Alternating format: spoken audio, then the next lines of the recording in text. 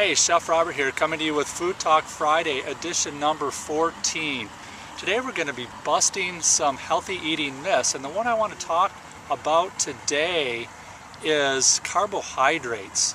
So many people don't seem to understand carbohydrates, and it's really quite simple, and that is avoid sugar, avoid added sugar, avoid processed foods because they have added sugar. A lot of people are afraid. This really is hard to understand, but a lot of people are afraid of bread and potatoes. They're afraid to eat bread and potatoes thinking that they're bad carbohydrates, and they're really not. They are.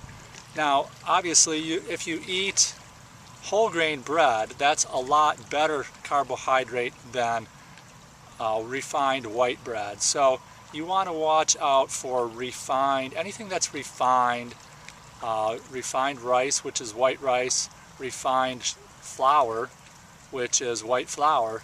Those are the things that you do want to avoid, but they're nowhere near as bad as sugar.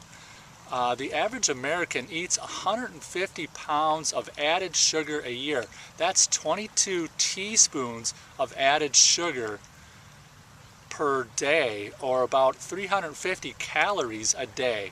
So that is all coming from sugary drinks, a lot of it, and also coming from any kind of processed foods that you eat. It has high fructose corn syrup mostly in it. So let's talk about bread, and let's talk about potatoes. Potatoes actually are going to help you burn fat because potatoes have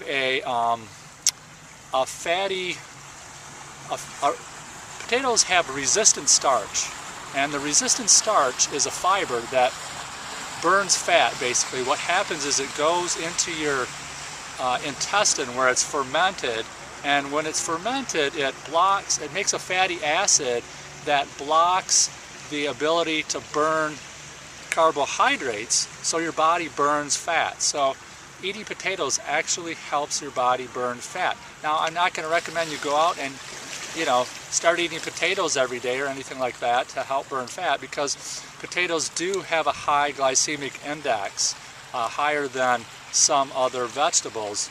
So but the fiber, because the fiber that they have is a starchy fiber. It's what we talked about. But anyways, not to complicate things. And then what about bread? Well, bread actually has a chemical.